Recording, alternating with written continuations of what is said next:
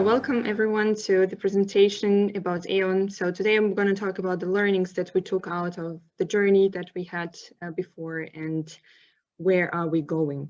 So before I start, so Bjorn has already done a short introduction of myself, but I will just complete the picture and tell a little bit about myself. My name is Karina Tobeleva. I originally come from Ukraine, but currently living in Düsseldorf with two cats and a boyfriend. And what I'm doing, actually, I'm a conversational designer and NLU trainer at Aeon, specifically at Aeon Digital Technology, so the digital daughter of Aeon company. I'm working in the team, so this is a central conversational experience team that designing not only chatbot and voice bot, but also different solutions like live chats and messaging. And we are constantly moving and trying to find new technologies and bring the best experience to our customers, so best conversational experience. What I'm also doing is learning. Actually, learning is a great part of my work and is very important. I'm coordinating university cooperation in the conversational area, so promoting the topic not only within the company, but also outside, especially with the young people, and trying to show them that conversational topic is the hit. And this is where everything is going, and try to develop their interest in the area. What I'm also doing is internally doing trainings and workshops on designing personalities, designing flows, and NLU models for different Aeon business units. So maybe as a background, Aeon has up to 100 subsidiaries in European countries, and many of them you probably you didn't even have an idea that this could be Aeon, but I will talk about this just in a minute. What I've also done is conversational is getting quite a big part of my life, and I have already completed my master's studies and wrote a thesis about the impact of bots on the brand image, which also proves not only professionally, but a little of it is also in the personal life, and the interest is great there. So before I continue and jump into our learnings, I would like to show you what I'm going to talk about today. And it actually turned out to be a little poem. So I'm going to start with how did we start and jump to what did we learn, where are we now, and where do we go? And afterwards, you're going to have some time for questions. All right, so let's start with what is Aeon? So I'm sure that many of you already know the company, maybe some of you are already the customers of Aeon. So Aeon is a multinational and one of the biggest energy utility company in Europe, maybe also in the world. So as I already mentioned, it has up to 100 subsidiaries under different names and different locations. So I'm sure that a large amount of people that are present today are actually Aeon customers. Maybe they don't even know about that, or maybe they use one of the daughter companies of Aeon.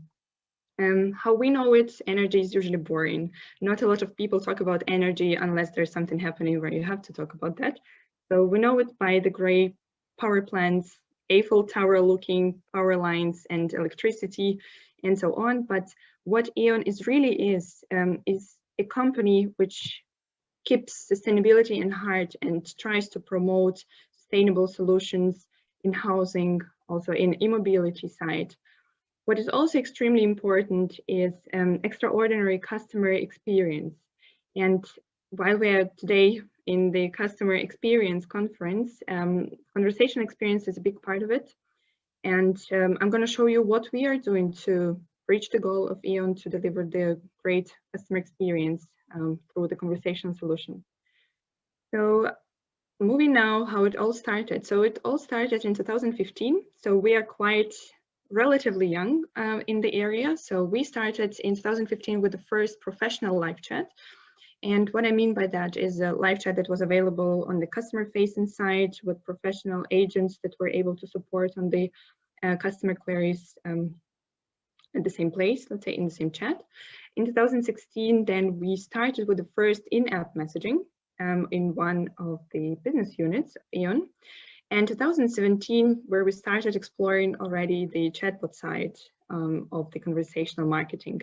So we have implemented the first FAQ bot, which was able to handle simple FAQ queries. In 2018, the situation was already a little bit more mature. So there was the time for the first skill in the voice assistant. And as the topic was growing at Aon, everyone started talking more about the chatbots. In 2019, we have launched our self-developed bot factory.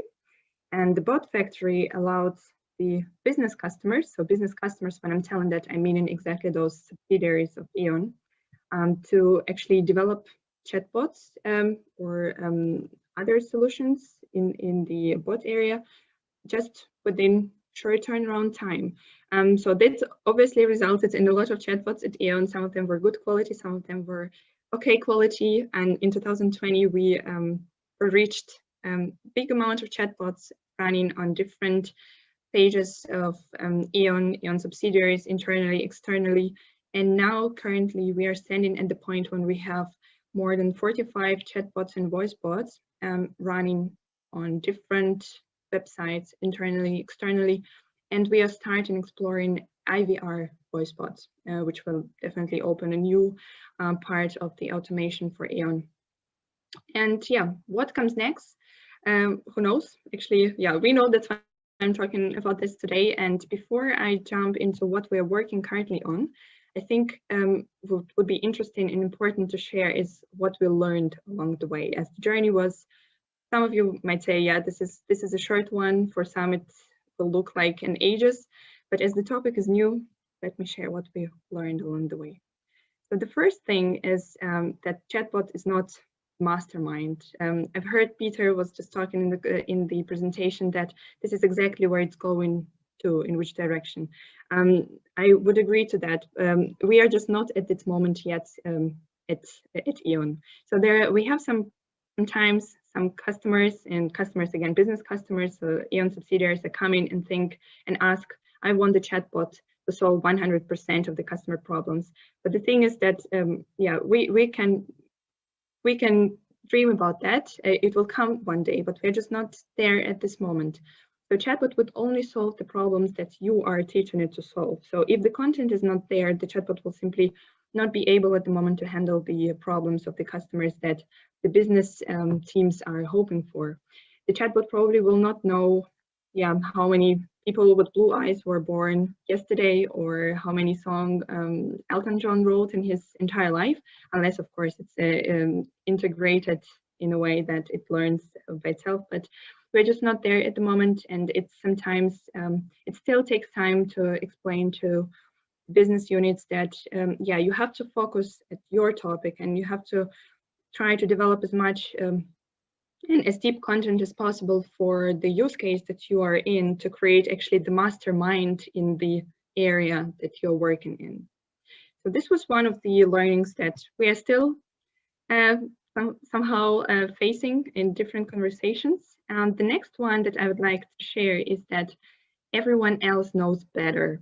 I'm sure people who are here and work in maybe different bigger teams, so not only one-on-one, but with more people, with more stakeholders involved, know exactly what I mean. So as soon as more opinions are involved, there will be every time somebody who knows better than actually the expert team knows.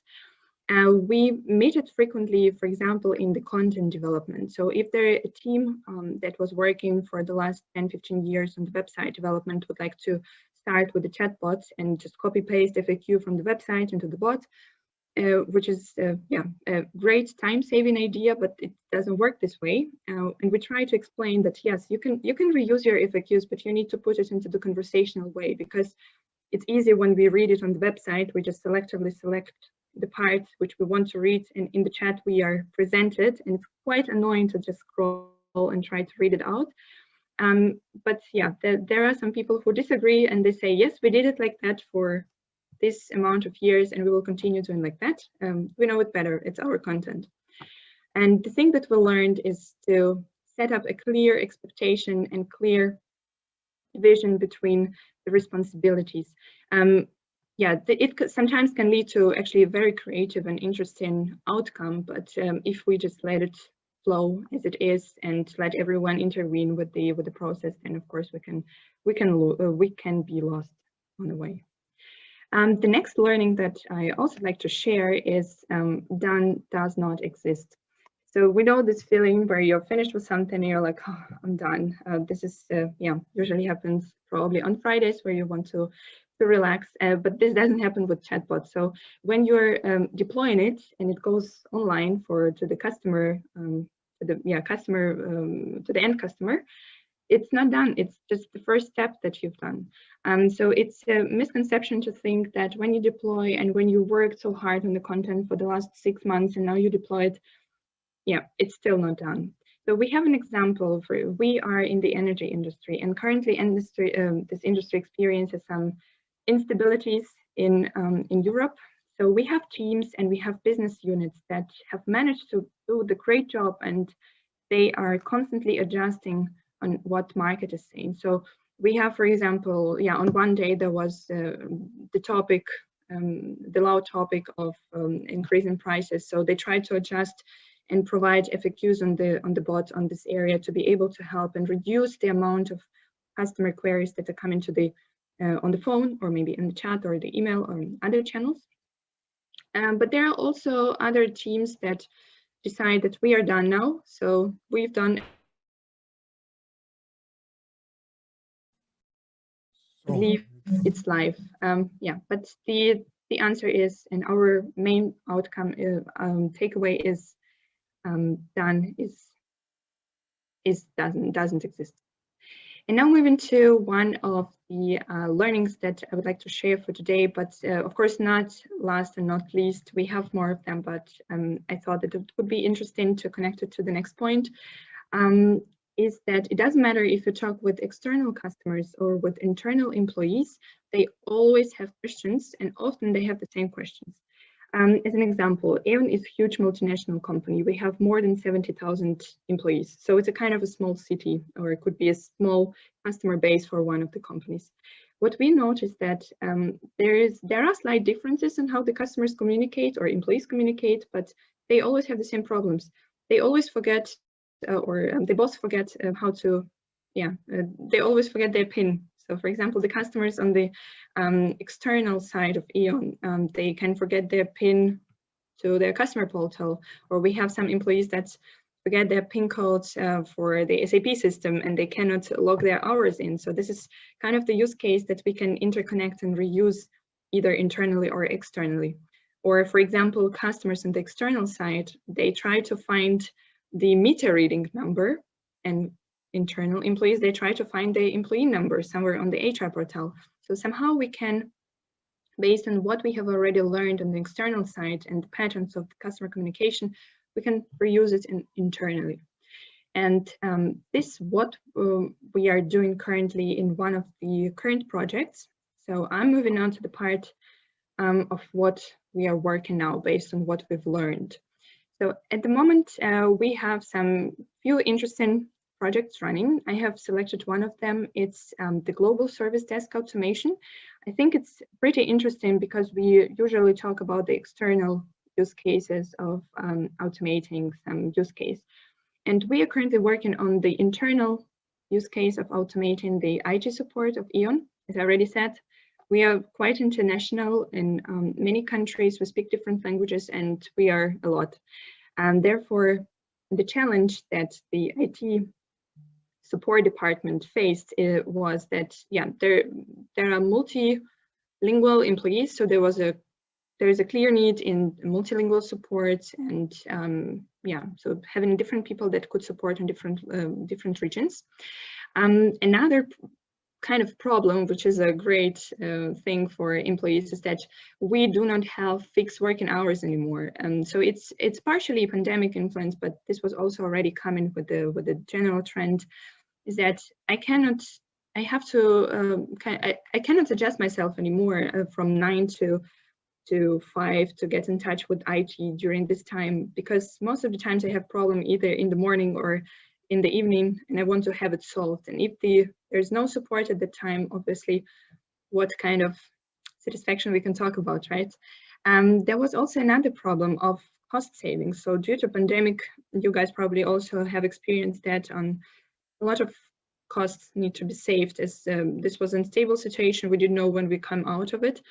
especially in connection with the fixed working hours, where a lot of employees moved to the home office, and now they struggle in connecting their laptop to the Wi-Fi, or some problems that were not there before. And therefore, we were experiencing really high volumes in the employee communication to the IT support, and therefore the need for more people. So yeah, IT guys have said, no, we need to cut our costs and we need to save that. So they came to us with the idea of how we can do that. And jointly together, we have created Jane. Jane is a digital assistant that is available on Microsoft Teams. So this is a central channel for E.ON employees to have conversations on. So we have looked at something that would be available for everyone, as this is something that conversational marketing is about, to be available at the places where the customers are. And in this case, the customers are actually the internal employees. And the chatbot would then integrate the knowledge that we have collected from the external bots and the learnings that I have mentioned before. So we know now how the customers talk, and we are able to implement it also in the natural language understanding of Jane, as we have some patterns and we can work with that. The solution was, now it's available 24/7 on the channel that everyone is using. So this is something that gives a high value to the business team, to the IT team, as well as to the employees of E.ON. And the first time at E.ON, we have started with bot-to-bot communication, which is also a hot topic now, but we've done it a little bit. So we're currently starting with that. And the first step is actually using Jane as a skill for other bots. I have mentioned that we have different regional units, and some of them have like mascot bots. So there is one of the biggest regional units in Germany that already has like the digital assistant that covers HR topics and other questions that employees can have.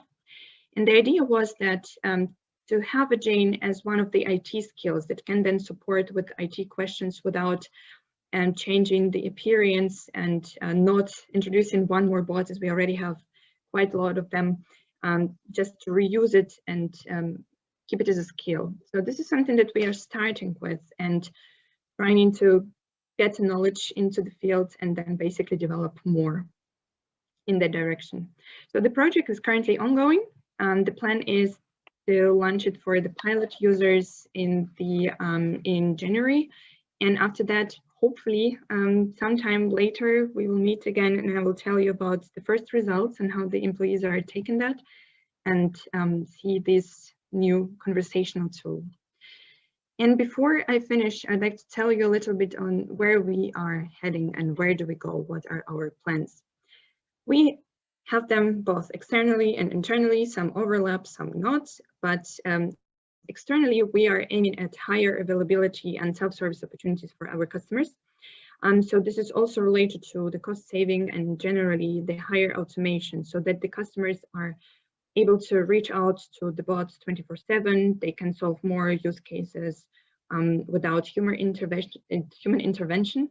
At the moment, not every single bot that exists on the customer-facing side at E.ON is 24/7 available, and due to the limitation that the bots are not mastermind at the moment, and we still need some human support and handover at the fallback places where, for example, the chatbot cannot handle it because of the simply do not covering the content or because of this mistake, for example, in some transactional flow. Therefore, we plan to implement or involve more of the robotic process automation for more integrations. So as an example, we are currently starting with the HR. We continue on one side with the HR chatbot, but we try to involve robotics in the SAP integration. So we were not able to achieve it without it. And currently another team within E.ON is working on that and helps us to make better integration. What we also plan is to improve and develop further the IVR automated support. So there are still people who really prefer doing phone calls. So we also need to be there. So the goal is putting me again to the last point is of the omni-channel presence is to be present where the customers are, because this is what conversational experience is about. And so we want to be accessible not only on chat and on the website. We want to be on WhatsApp, we want to be on the Messenger, we want to be on the phones of the customers. So we just want to be everywhere where the customers can access us. And on the internal side, on another direction, so we are currently developing in the IT, but we also want to cover HR-related questions and make it more deep for customers, for the internal employees to handle their problems, maybe book their vacations and so on. Yeah, automated IT tickets creation, which is covered by Jane. And again, as I mentioned before, we already started that in the master bot with multiple skills. And this is where we are heading and plan to increase. And this is what we were talking about, those horizontal chatbots that you guys mentioned before, to come into that direction instead of having a lot of bots for different use cases, having one bot that is mediating between different bots with skills based on the intent of the users. And yeah, the plan is internally to create an Aon global personal virtual assistant that will be there for everything. And yeah, fingers crossed for us that we achieve that. And yeah, I cannot wait to update you somewhere, maybe on our channels, about our progress. So with these words in mind, I would like to conclude the part from Aon and tell thank you and leave you the parts with my contact so we can reach out if you have some questions. Yeah, we can look at it, and yeah, let's stay in touch. Karina, thank you very much for the presentation of your learnings. How long are you yet now with Aon? Currently, it's almost 2 years. Yeah. Almost 2 years. Yeah, I started as a student at Aon, and I stayed as the topics is evolving, and I really like the approach the team is taking. So they're not only stopped with the FAQ bot as many people are doing. So FAQ bots, this is AI, this is what we are wanted to implement. No, we constantly learn, and we're trying to improve. And this is what was the deciding factor for me, that I want to be where the people are actually aiming for making a difference. We have a question in the chat. How many people are working in the fields of the conversational design and chatbots? So we have one central team. So there are 14 people in the team. Everyone has different fields. So we have development, we have operations, we have conversational designers, project managers, and so on in the same team. But there are also small, maybe contact people in different regional units that are working independently and maybe not using the help of the central team, us. But generally, yeah. So there are at least, I would say, 14 people in the central team, and there's definitely 1 or 2 people in every other regional unit. In which area of the organization is your team located in? Yeah. And so, as I already said, we are in the subsidiary of Aon, Digital Technology, and the digital technology has a customer experience part. So we are a part of the customer experience, conversational experience, and this is also the team of 40 people, the bigger sister, so to say, of us. And this is where we are. This is where we're located and do the magic in the chatbot. So it's very much a cross-functional approach, because you're an extra subsidiary who is in charge for digital interaction conversations with a customer experience approach. Exactly, yeah. We also cooperate often with other teams, as I said, for example, in the robotics, where we know that, yeah, our limitations are reached. We know that, okay, we have another team that is actually focusing on that, so we can share our knowledge on what we know about the conversational, and they can support us on the robotic part. So we usually communicate and we cooperate and try to, you know, even though we are different teams, but we are still the same company that works for the same goal of the customer experience that I mentioned in the beginning. This morning we talked a lot about the notion of the importance of empathy, and whether we can rather go with rule-based to present a good empathy, or go with AI. What are your what is your opinion on this one? Well, so it's two-sided, I would say. I have the opinion that it's great to have empathy because this is what people know, and people communicate with empathy. So it's a chatbot that communicates with the data and so on, but we still need as humans this part of the empathy. I see that, for example, in my master research, this was also one of the parts that I was tackling a little bit, and that people are still needing this human touch. So they find the chatbots and brands actually that implement chatbots quite impersonal, which is a pity. So we still see that the empathy is quite a big thing that people still need, or the personal touch and humans that stay behind that, because we have different brains, we have feelings, and we don't want to talk with machines if we have some problems. We want a real support. So I would agree that yes, empathy plays an important role, but I would put the functionality first and the empathy as a second. So if we have an empathic bot that cannot help the users, probably we will not reach the satisfaction as if we would reach with a functional bot with a little bit more empathy. But if we combine this together, I'm sure we can reach the best goals and the best results with this type of empathy and functionality operation. Great answer. So coming to my usual last question. So what is your key phrase that we should take away from your presentation? Well, so something that I want that you guys take away is that never stop developing the chatbot. So as I said, done does not exist, and this is truth. As soon as you stop developing and becoming comfortable with what you are done, you are stuck and you're not following the trends. Your customers are evolving, but your chatbot or another solution is simply not evolving. So never stop developing. If you have some difficulties or working with different people, set direct responsibilities on who is responsible for what, and don't forget about the creativity part. So just go for it, never stop, and make your solution as great as possible to deliver greatest conversational experience. So that's it from my side, I would say. Great, Karina. Thank you very much for this presentation and the Q&A. Thank you too, Bjorn.